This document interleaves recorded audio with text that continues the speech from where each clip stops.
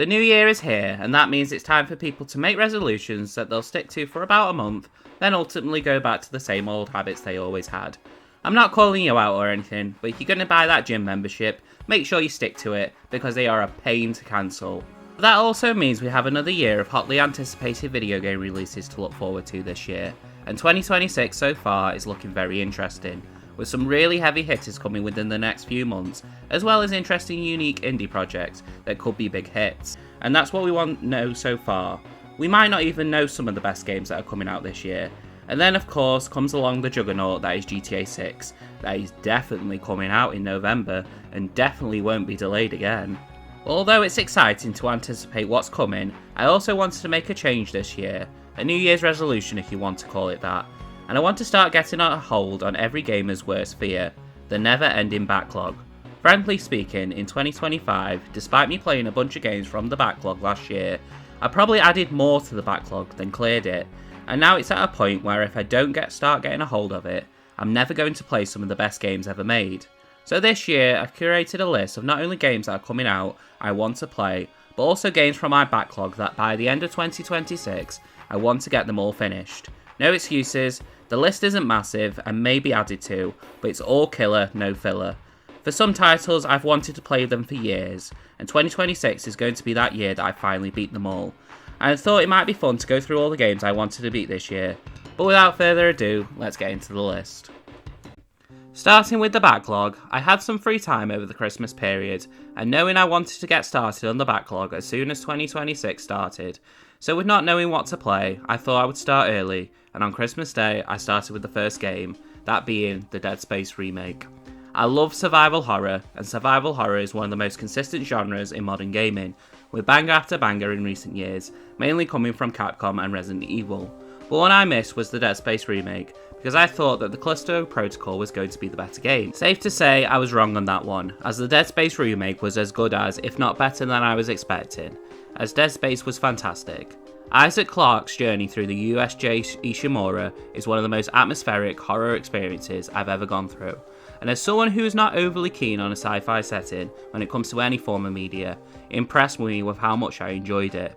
Add that with a great gameplay and a decent story, it was a game that I was glad to have finally played and get a game done early from the backlog, meaning I was ahead of schedule with plenty of time to get to the other 11 games.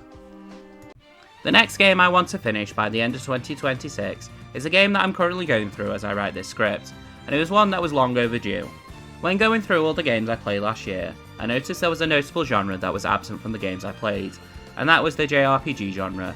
That is a favourite of mine, and I was actually quite surprised I hadn't played one for a whole year, especially with the amount of them I played in 2024. And two of my favourite games in 2024 were JRPGs. Safe to say, it was a pretty long overdue for me to sink my teeth into a meaty, lengthy one. I decided that the game was going to be Xenoblade Chronicles, a series that I have essentially admired from afar for many years now.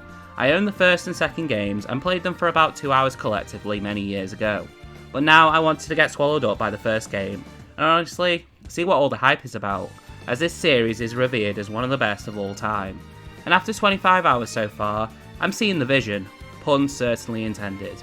The fact this was initially a Wii game is constantly blowing my mind, as the world is actually one of the best I've ever seen in an RPG. I'm loving the characters and the story, and if it sticks the landing, it definitely could be up there as one of my favourite JRPGs of all time, which is a very competitive list. And since for me, my personal interest in January is drier than the Sahara Desert when it comes to new releases, I'm going to have a lot of time to take my time with Xenoblade and give it the love it deserves. But what about the games that are coming out this year that I want to play? Well, to be honest, I think most of the games I want to get day one don't have rock solid release dates, but there are definitely some games that are releasing earlier on this year that have taken my interest, and the one that I'm most interested in is not a very unique choice, as I think most people would have this on their list, but that game being Resident Evil Requiem. I fell in love with the Resident Evil series with the remake of Resident Evil 2. I've since played most of the mainline games and fallen deeper and deeper in love with the series. So when Requiem was revealed, of course I was excited. But then of course at the Game Awards, Leon S. Kennedy was revealed to be returning again in a playable role, and that's just about enough to put it at the top of my most anticipated list. Capcom just keep making hit after hit in recent years, and Requiem might be just the start for one of Capcom's best ever years. After Xenoblade, my backlog list is pretty wide open for which order I want to tackle them, so the order now isn't necessarily the order I'm going to play them in, but the order of the games I want to prioritise, so depending on how I feel, I reckon the next game is going to be Kid Icarus Uprising, a game that if it wasn't for YouTube I probably wouldn't have even given a second look, but the love and the glaze for this game and the constant cries for a remaster or sequel, I just want to see for myself what this game is all about and why people love it so much. Lies of P is another fan favourite game that the internet loves to glaze, one that many accounts rivals or even surpasses From Software's work, which is almighty praise. As someone who adores From Software's work and Souls-likes, Lies of P has been high on my backlog for many years now.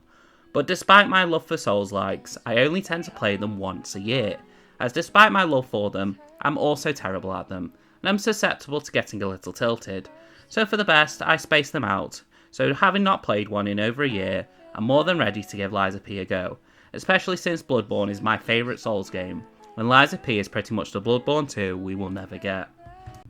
Another new release this year that's taken my interest and will be a day one purchase is a little indie game that I've already spoken about before in a previous video, that being Mouse PI for Hire, a first person shooter in an awesome 1930s cartoon art style that has been on my wishlist for a while, as I loved Cuphead for its aesthetics and challenging gameplay, and if Mouse can evoke even the same sort of feeling that Cuphead did for me, then Mouse could be really a special game. Last year I beat the original God of War and Devil May Cry, and I love them both for what they were. Despite their clunk, they're still a lot of fun and have a lot of charm.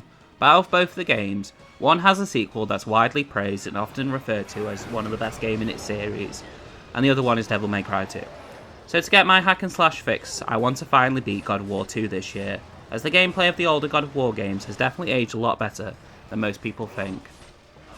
There are many series that I admire from afar, but one series that I know before I even play it, I just know on premise and gameplay alone, I know that I'm going to love it, and that is Nier. I want to start with Replicant though. Although Automata is the one that all the fanfare and mainstream love, Replicant from what I've heard might be just as good, if not better, especially when it comes to a narrative point of view. As someone that values story in a game very highly, I can't wait to finally give Nier Replicant a go. Capcom has the behemoth that is Resident Evil Requiem coming in February, but they have two more big releases slated for this year, one of them being a brand new IP, and it interests me a lot, that being Pragmata, a game about a man who teams up with a little girl who's an android, and it's a third-person action-adventure game with a twist, and it honestly looks amazing. I'm waiting for the demo to come to console to get a real taste for it, but everything I've seen so far looks great, and could be a proper gem for Capcom. Rayman has a new game on the way, and as someone who loved the series since childhood, I couldn't be happier. But we don't know if this game is coming this year, and I want to whet my appetite with a Rayman experience that I haven't done yet, that being Rayman Origins. I've played Legends, but I fancy a Platinum experience with Origins, as Legends is a miserable Platinum. Origins looks challenging, but a fun time, and I can't wait to sink my teeth into it. A couple of games that are on the list that for whatever reason I wasn't able to finish this year, I wouldn't be torn up about it if I had to push them to next year. Those being Pikmin 1, Luigi's Mansion 2, Metroid Samus Returns, and Pokemon Mystery Dungeon Explorers the Sky. Games I'm excited to play, don't get me wrong, but I've played a lot of Metroid and Pokemon in the past 12 months, and I only played Luigi's Mansion 1 back in October, so I won't be majorly torn if I don't get them done. And Pikmin is a game I don't even know if I'll like, to be honest. I would much rather get to the other titles finished first on my list. But there's one last game I want to finish to right a wrong I've done myself for many years. Neo The World Ends With You is one of my favourite games of all time, and my biggest shame is that I've never finished the first game, which is an absolute sin, especially to Toei fans, as the fans' consensus is that the first game is far superior to the second game, but due to one reason or another, I've just never got round to it. But it's one I really want to get to this year, and finally get to appreciate this masterpiece. There are plenty of other games coming out this year, like Lego Batman, Saros, Dragon Quest VII, and so many more without release dates, but I thought this list would be fun to look back at in 12 months time from now, and see how I did and what I thought of them. And if you care to keep track of my progress, I will link my Backlogged account in the description. But if you liked the video, please consider liking and subscribing, and let me know what games you want to beat this year. So once again, thank you for watching, and hopefully I will see you again.